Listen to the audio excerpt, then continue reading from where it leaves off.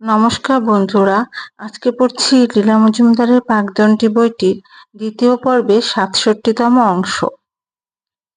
এরই মধ্যে কোনো সময় সাল তারিখ কিছুই মনে নেই, সাহিত্য একাডেমির সাধারণ সদস্যরূপে মনোনীত হয়েছিলাম। মাঝে মাঝে দিল্লি যেতে হতো। বহু লেখক, প্রকাশক, শিক্ষাবিদ, সম্পাদকের সঙ্গে চেনা জানা হবার সুযোগ পেলাম। সে সময় শ্রীকৃষ্ণ কৃপালিনী ছিলেন একাডেমির অধ্যক্ষ। সকলের সঙ্গে তার সমান ভালো ব্যবহার। আমার সঙ্গে বহুদিনের আলাপ, যদিও খুব ঘনিষ্ঠতার সুযোগ হয়নি।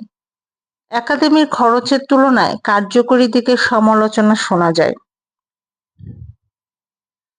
আমি শুধু একটি কথাই বলবো, একাডেমি সর্বদা চেষ্টা করেন যাতে ভারতের সব রাজ্যের শ্রেষ্ঠ সাহিত্যিকরা পরস্পরের কাছে পরিচিত হয়।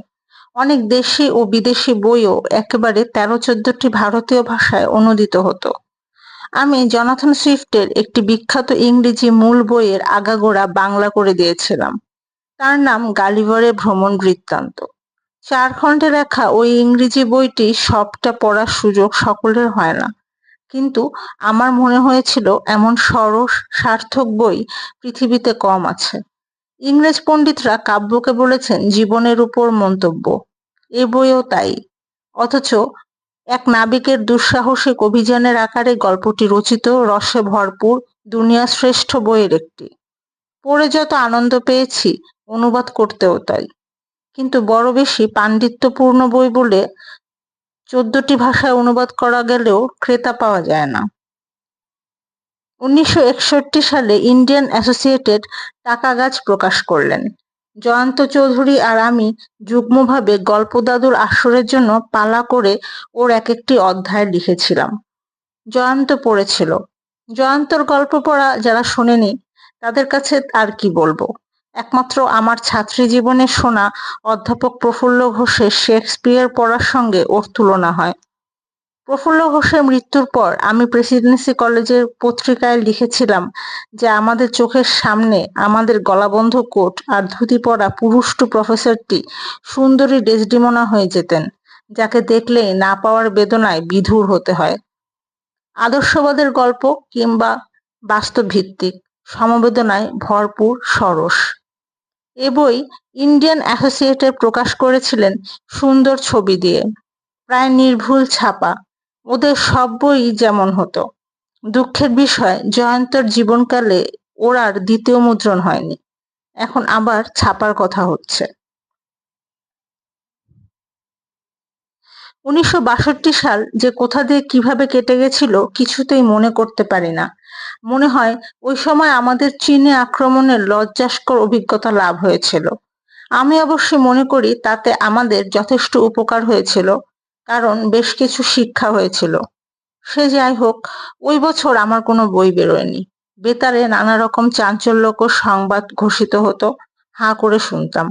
কিছুদূর অনুপ্রবেশ করে তারা নিজেদের থেকেই ফিরে গেছিল, সেও আরেক রহস্য। সে যাই হোক, ৬২ এর পর ৬৩ এলো। উপেন্দ্র কিশোরের শতবর্ষ পূর্তির বছর। জ্যাঠামশায়ের চিন্তাধারার দ্বারা যতই না প্রভাবিত হই, আমার সেই ৫ বছর বয়সের পর তাকে আর দেখিনি। তবু তিনি আমার জীবনের একটি জলজ্যান্ত নেতা। তার একটি কারণ হলো আমার মাকে তিনি মানুষ করেছিলেন। তার কথা উঠলেই মায়ের মুখ স্নিগ্ধ মধুর হয়ে উঠত। কত যে ছোট ছোট ঘটনা তার কাছে শুনেছি, তাতে জ্যাঠামশায়ের মূর্তিটি আমার মনের মধ্যে চলমান শক্তির মতো আজও কাজ করে। মেজমে পূর্ণলতার লেখা অপূর্ব বই ছেলেবেলার দিনগুলির প্রতিটি অক্ষর মনের মধ্যে গাঁথা হয়েছিল। সেই অসাধারণ পুরুষের বাস্তব সান্নিধ্য যে কত কম পেয়েছিলাম তা আমি টের পাইনি। শতবর্ষ উৎসবের জন্য একটি কমিটি করা হলো। কমিটির সিদ্ধান্ত হলো আমি তার একটি সংক্ষিপ্ত জীবনী লিখে দেই, ছোটদের উপযুক্ত করে। কৃতার্থ হয়ে গেছিলাম। মায়ের কাছে শোনা সেই সব অবিস্মরণীয় ঘটনা আর বর্ণনা, নিজের ছোটবেলা থেকে যেসব কথা মনে ছিল, মেজদির বই পড়ে যা শিখেছিলাম, এই সবের সঙ্গে আমার মনে যে প্রতিক্রিয়া হয়েছিল, সমস্ত নিয়ে ছোট বই উপেন্দ্র কিশোর বেরোলো। তারও বেশ কিছু মুদ্রণ হয়েছে। নিউস্ক্রিপ্টের প্রকাশনা। নিউ স্ক্রিপ্টের কর্মকর্তা হলেন অশোকানন্দ দাস, পূর্ণলতার জামাই এবং জীবনানন্দের ছোট ভাই। এখনো ৮২ বছর বয়সে সমানে খেটে যাচ্ছেন। কোনো সময় যে প্রথম চিলড্রেন্স বুক ট্রাস্টের সঙ্গে জড়িয়ে পড়েছিলাম তা মনে পড়ে না। হয়তো যখন সেন্ট্রাল অ্যাডভাইজরি বোর্ড অফ এডুকেশনের সদস্য ছিলাম, তখন ওই সংস্থার সঙ্গে প্রথম পরিচয় হয়েছিল।